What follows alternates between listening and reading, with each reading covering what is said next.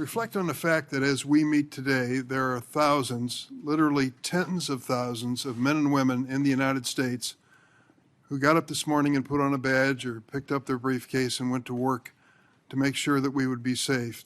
They are in law enforcement all across the United States of America. They count on this system of justice, as we all do, to give us not only safety in our homes, but also fairness when it comes to treatment by the government. The man we are discussing this morning seeks to be the #1 law enforcement enforcer of the United States of America, the Attorney General of the United States, the highest ranking law enforcement position. And what have we learned in the last few weeks when it comes to Todd Blanch? We have learned that simply his word is not enough for most of us, not even for some of my Republican friends. Even his word under oath is not credible enough. We have a demand by colleagues that I support, a demand that Mr. Blanch, when it comes to important promises to the American people, put it in writing. Put it in writing. And in fact, he did. Mr. Chairman, the political escapade of the last week has made it clearer than ever that Todd Blanch has no business serving as our nation's chief law enforcement officer. 2 Republican members of this committee said they would not vote for Mr. Blanch unless the J6 cop beater slush fund was permanently and irrevocably terminated. And of course, these 2 members, and I support their position, said to Mr. Blanch, you have to put it in writing if you're going to say those words.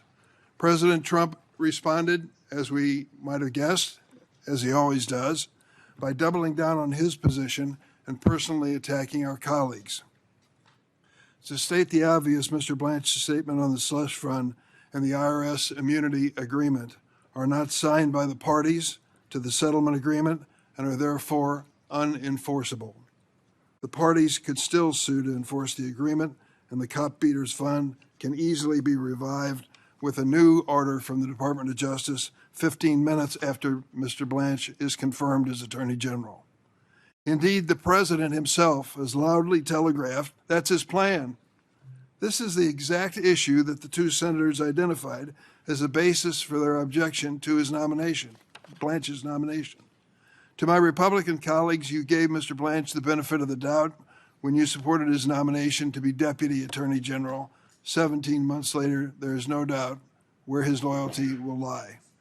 Take a look at this promise, unprecedented, I believe, in the history of the United States, that somehow Mr. Blanch engineered an agreement, an understanding, a settlement, you name it, that said that Donald Trump will never be held responsible for any violations of tax crimes before the date of this document that was signed. Saying that the president can commit any crime in the tax code and not be held personally responsible? Does that sound like he is being held to an accountability that we all expect of every single American? Instead of serving the American people and upholding the rule of law and the Constitution, Mr. Blanch has aided and abetted the most corrupt administration in the history of the United States.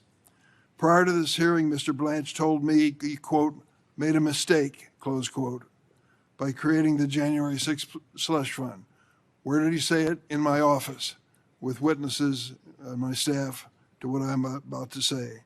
When I asked him about this under oath, Mr. Blanch falsely claimed that he never made this statement. That's not true.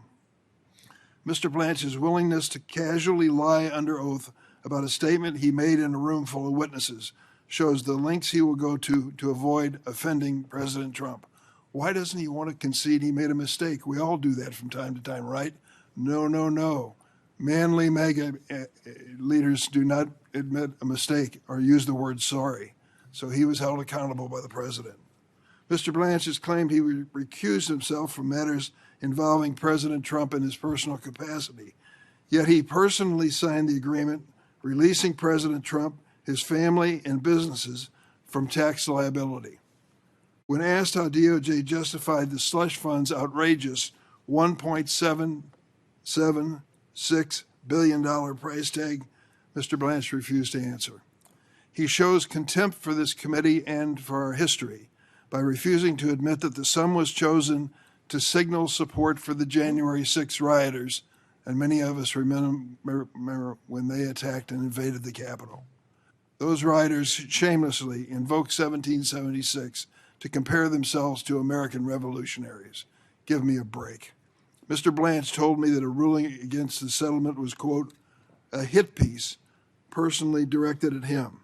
This is no surprise coming from the man who declared that the Justice Department is, quote, at war, close quote, with the courts. These are not the words of someone who would serve our nation as a top law enforcement official.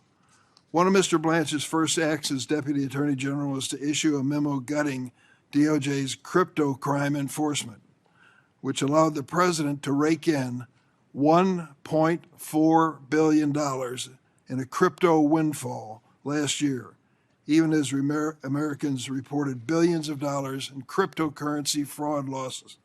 The president did just fine, thank you. Meanwhile, Mr. Blanch still has, through his children and grandchildren, $150,000 in crypto assets. Last year, under Mr. Blanch's leadership, more than 1,000 FBI personnel were pulled off key law enforcement priorities. What was a higher priority than their oath they've taken to uphold the law? They were directed to flag Epstein records and look for any mention of Donald Trump. Mr. Blanch refused to tell me who gave this order, but former Attorney General Bondi made it clear, saying Blanch was, quote, in charge of the Epstein files. And when the Epstein Files Transparency Act forced DOJ to release the files, not only did the department delay reviewing and producing it, it recklessly failed to redact hundreds of survivors' personal information, victimizing them all over again. And they testified before this committee under oath to that fact. Meanwhile, the names of powerful Epstein cronies remain protected, in clear violation of the law. When scrutiny of the Epstein cover-up intensified, Mr. Blanch participated in secret meetings in the White House Situation Room, of all places, to strategize about protecting Trump, not Epstein survivors. Mr. Blanch volunteered to interview convicted sex trafficker Ghislaine Maxwell, a transparent attempt to exonerate President Trump.